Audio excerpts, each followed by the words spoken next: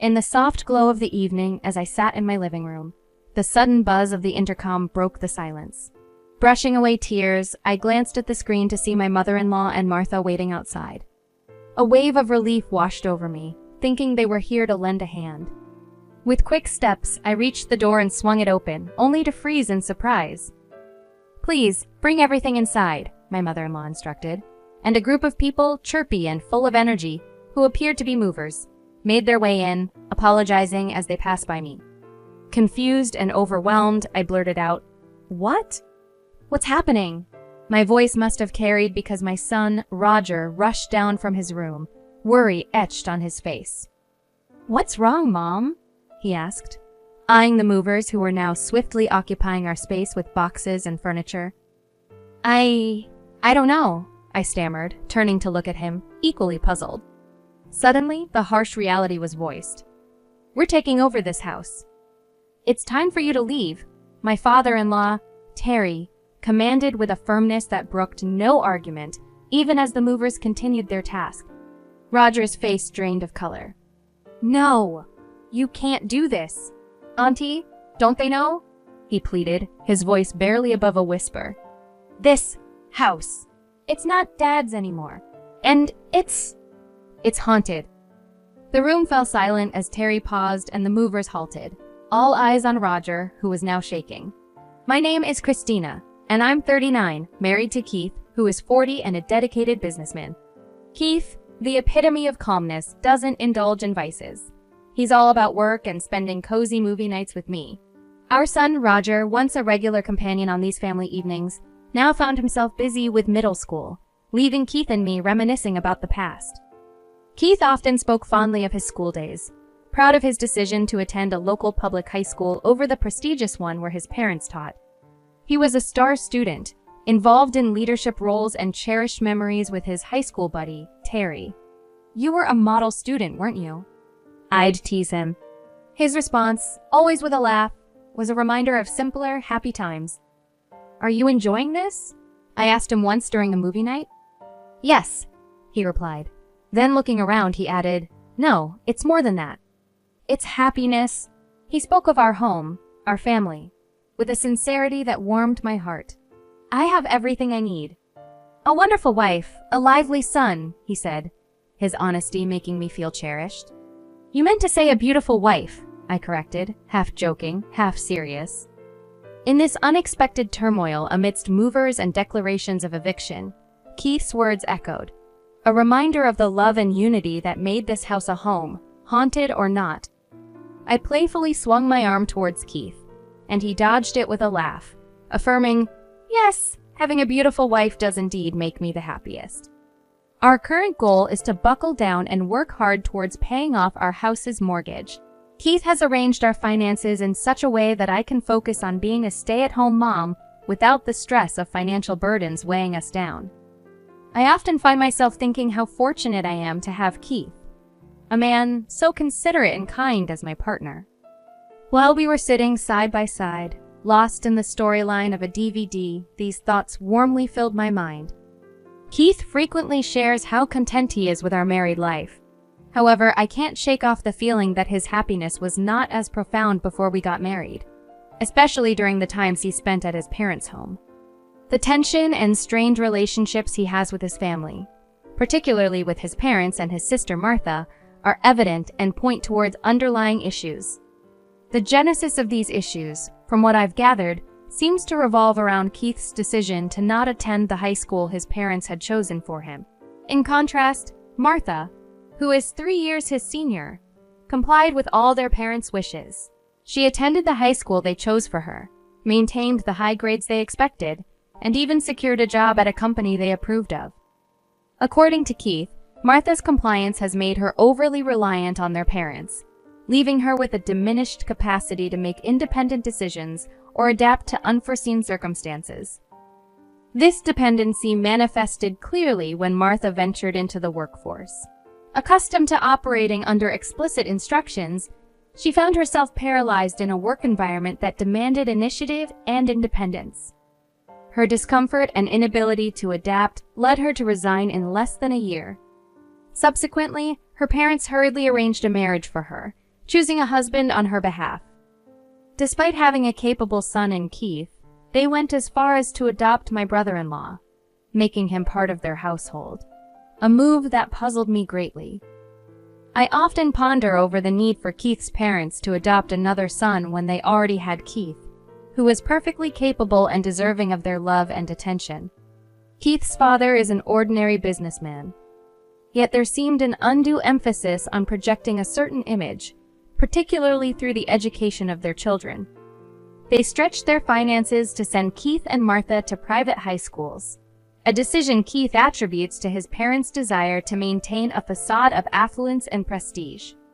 Keith recounted stories of a wealthy family living near his parents, with a daughter the same age as Martha. The girls spent their childhood playing together, but as they entered elementary school, their paths began to diverge. This story, among others, sheds light on the complex dynamics and pressures within Keith's family, illustrating a pattern of decisions driven more by external appearances than by the well-being and preferences of the family members themselves. She attended a private school and started to drift apart from the other kids in our neighborhood. Keith's parents didn't have any big problems with that family, but they seemed pretty jealous. They worked hard to save money so Martha could go to private school too. Because of this, we often had simple meals at home. But Martha's school lunches were fancy, leading to a strange mix in what we ate. Keith decided he didn't want to deal with the pressure of a private school, so he chose a public high school instead.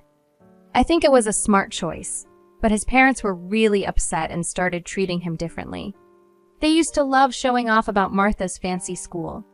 When people asked about Keith, they probably felt a bit ashamed to say he went to a public school. They imagined a fancier lifestyle than they needed, which wasn't really better. Keith's family and Martha's, with her 2 kids, rent their house. Renting isn't bad, but I wonder if they could have spent their money better instead of just trying to look good. They borrowed money for Martha's education and are still paying it back. I've never really gotten how they think about money. This also shows up in how they give Christmas gifts. Martha's kids get more than Roger, which doesn't seem fair, especially since they all live together. It's sad to see Roger affected by this too. They also don't like that we own our house, a 3-story place with 4 bedrooms bigger than theirs. They make comments like, "Pretty fancy for a public school family," and say our nice house doesn't suit us.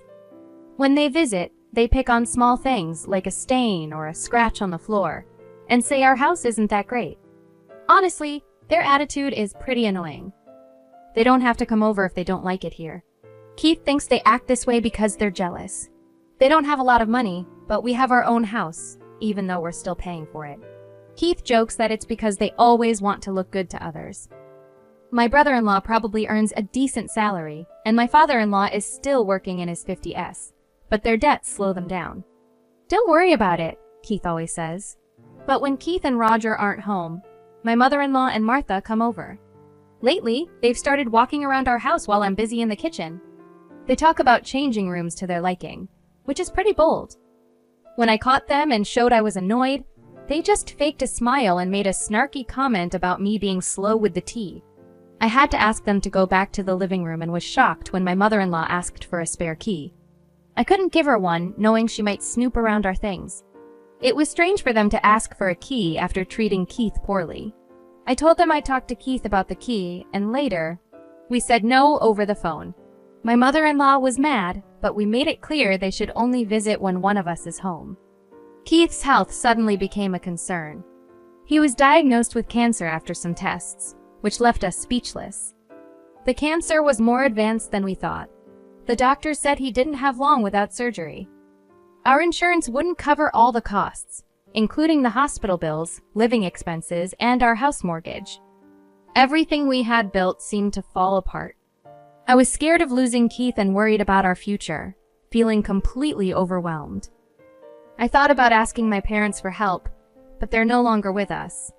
And being an only child, I didn't have other family to turn to. So, we decided to ask Keith's parents and Martha for help. We explained Keith's situation and how cancer treatments can work wonders these days. Martha didn't seem to understand how serious it was, and Keith's parents and Martha hesitated to offer financial support. I remember hearing you've paid off your debts recently. We mentioned hoping they'd consider helping. We promised to pay you back. Could you lend us the money for Keith's surgery and hospital stay? The same money you saved for my private school tuition, could we use it now? We'll work hard to repay you, we pleaded with them, desperate for their help. But they refused, saying they had just started enjoying a bit of luxury. I suggested that my life insurance could cover the mortgage if something happened to me, and we could sell the house to repay them. I even offered to write a promise note. Despite our pleas, they remained unmoved. Why don't you sell the house now? They suggested. Selling the house was a thought. But after paying off the mortgage, we'd need to make sure there was enough left for Keith's treatment, hospital bills, and finding a new place to live. Keith had been sending money home even when he was single. It seemed only right that they help him now. But no matter how much we begged, their answer didn't change. Keith finally said it was enough, and we left. As we were leaving, my brother-in-law caught up to us and gave us $4,000, apologizing for not having more. He had been contributing to their debt repayments too. I'll try talking to them again, he promised, asking us not to lose hope. We thanked him for his kindness. Do you have any other plans? He asked.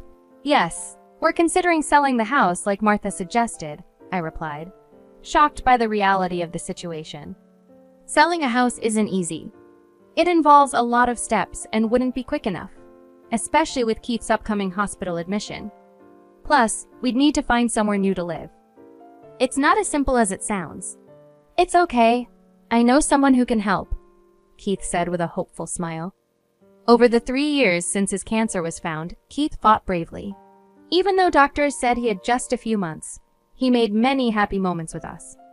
There were many hospital visits, but we made the best of them. When the doctor told us Keith might not come home again, I called his family. They visited a few times, quickly leaving after a short visit, as if they were just checking on him. I didn't want to think they were only wondering how much time he had left. When it was clear Keith didn't have much time, I called my mother-in-law. Oh no, that's awful. We'll hurry, she said, but she sounded unsure and hung up quickly.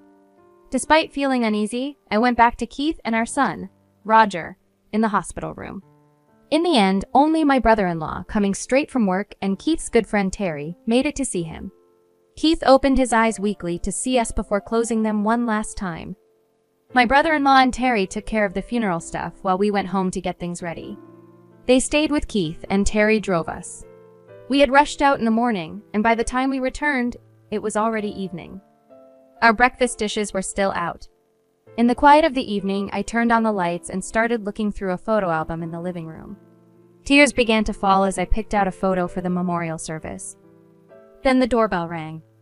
I wiped my tears and saw my mother-in-law and Martha on the monitor. They hadn't made it in time to see Keith, but they were here now. I went to open the door, ready to greet them. I was shocked when I opened the door and heard my mother-in-law telling people to bring things inside. Movers started walking into our house, apologizing as they went. I was so confused and asked, "What's happening?" Roger ran downstairs, also confused, asking me what was going on. I didn't understand either. My son's house is now ours.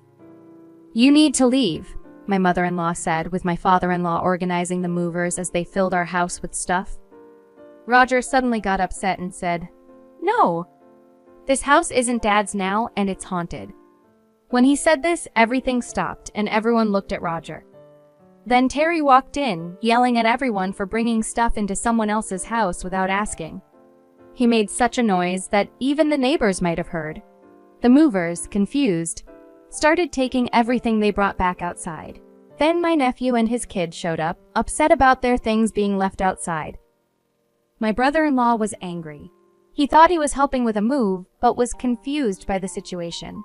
In the middle of the chaos, he said he couldn't handle it anymore and wanted a divorce from Martha. He arranged for his and his kids' things to go to his parents' house. He apologized for the trouble and left with the kids, not even looking at Martha. Martha was left crying on the street, and my in-laws didn't know what to do with all the stuff everywhere. Neighbors started watching, making it even more embarrassing. Terry then suggested we move the belongings inside to clear the street. I agreed with Terry, saying it was okay to bring the stuff inside since it was technically their house now. My in-laws looked confused when I said that. So, I explained the whole story. 3 years back, after Keith's parents didn't help us, Keith brought home Terry, who looked pretty tough. Terry owns a real estate business and even gave me his business card. I had heard he was Keith's high school friend, but he looked so tough that I thought he was involved in some scary business. Roger was so frightened that he stayed close to me. Keith noticed me looking worried and laughed, saying Terry might look scary, but he's actually a well-respected businessman. Even Roger seemed to be easing up a bit around him. Terry, despite his serious look, playfully hit Keith on the head, which shocked me, especially since Keith was unwell, but they both just laughed it off. Terry hadn't come to our wedding or visited us at home, which now made sense because Keith had told me stories about his good friend Terry from school. Terry joked about not attending social events because his tough look might scare people, which is why he joked he was still single. As Keith and Terry joked around, it reminded me that this was the Terry Keith had always talked about. I laughed, apologizing for interrupting their moment, noting how Keith always got so lively around him. Roger joked about the importance of a father's dignity, which lightened the mood further. I shared with Terry how Keith had wished he could come to our wedding, and we'd love for him to visit us anytime. Then, Terry got down to business, saying we didn't have much time. He checked every part of the house from each room to the exterior walls and the meter box. After inspecting everything, Terry opened his laptop, typed something, and then showed us the screen. Terry showed us a price for the house that really surprised me. It was much more than what we originally paid. I worried it was too high, especially since our house was pretty old and hadn't been updated in years. There were marks and the wooden floors were worn out. But Terry said not to worry, mentioning how my in-laws were already planning how to use the rooms, meaning they saw it as perfectly livable. Keith reassured me to trust Terry, so I agreed to sell at that price. Terry quickly got some papers out. Then, he mentioned we'd need a new place to live. Among the papers, he also had rental agreements. His plan was to buy our house and then rent it back to us. This solved our problems all at once. I couldn't believe what I was hearing. Terry promised to transfer the sale money to us soon, which we could use to pay off our mortgage. He was so confident, and his smile made him look more friendly than scary. While signing the papers, I saw the rent was listed as $400. Keith, Roger, and I thought it was a typo, expecting it to be $4,000. But Terry corrected us, saying it was no mistake. He felt he owed Keith a lot. Keith didn't think so, but Terry shared stories from their school days. Terry used to get into a lot of trouble back then, which upset his mom a lot. Once, his mom, who raised him alone, ended up in the hospital from too much stress and tiredness. When Terry got to the hospital and saw his mom looking so weak, he realized his actions were causing her stress. He broke down, feeling really guilty, and decided to change. He stopped getting into fights and stayed away from trouble. But then someone found a cigarette butt on the school's roof that had started a small fire. Everyone thought Terry did it because of his reputation, even though he didn't. The school wanted to kick him out, and Terry was scared of upsetting his mom again. Keith was the only person who believed Terry didn't do it. Keith was actually the student council president, and they hadn't really talked much before this happened. Keith stood up for Terry, went to the principal to defend him, and even found the person who actually caused the fire. Terry was grateful because Keith's help meant he could finish high school, take care of his mom, and later start his own business. That's why Terry felt he owed Keith a lot. After sharing this story, we all felt thankful for Terry's offer about the rent. 3 years ago, this whole thing happened, and now Terry owned our house but was letting us rent it. He even offered to show the documents to prove it and said he could rent it to any of our family members for a good price. The funeral went smoothly, and we moved into a 3-bedroom apartment, Terry suggested. He mentioned we'd probably move back into our house soon. I was curious why he thought that, and so was Roger, who came over to hear more. I was thinking about asking them to leave, but then Terry came up with a different idea. 3 days later, we went back to the house, saying we forgot some things. Terry was with us, and my mother-in-law made us tea and snacks, but not very happily. How do you find living here? Roger casually asked his grandfather, who happily said it was great. Really? Do you ever hear weird noises like on the stairs or in the bathroom? Roger then acted scared and talked about how he thought he saw someone on the stairs when we weren't home, but there was nobody there. My mother-in-law said that was silly, but at that moment, Roger and Terry acted as if they heard something upstairs. Martha, who was quiet because she was sad about her divorce, didn't say anything. Let's stop talking about creepy things. I didn't hear anything, she said. Roger and Terry quickly left with us. Outside, my in-laws looked really scared. In the car, we all laughed. Terry had used the ghost story Roger made up as a sort of punishment for how they treated Keith. Terry was upset about how they were ready to move into Keith's house without caring about him. It seemed like the more Terry and Roger talked about ghosts, the more my in-laws started to believe the house was haunted by actual ghosts. They got so scared, they eventually moved out. Terry helped them find another place to live that was affordable. That was just business, he said, clearly pleased with himself. We all thought he did great. Martha, who had to start working again after her divorce, was now facing real-life challenges on her own. It was a big change for everyone now that they had to look after themselves. In the end, we went back to living in the house that Keith and I originally bought. We can't own it again, but we're staying there, paying just $400 each month. The brother-in-law and his 2 kids are visiting more now. Martha seems to want to reunite with him, but he's not interested at the moment. Terry visits us once a month, pretending it's to collect the rent. But really, it's on the day Keith passed away. After we honor Keith's memory, we all have dinner together. Terry even takes the time to listen to Roger, who's in high school now, talk about what's on his mind. Roger and I find a special happiness in the stories Terry shares about Keith's school days during these dinners. Many of these stories are new to us and show sides of Keith we hadn't seen before. I like to think Keith enjoys these moments with us, joking around like he used to.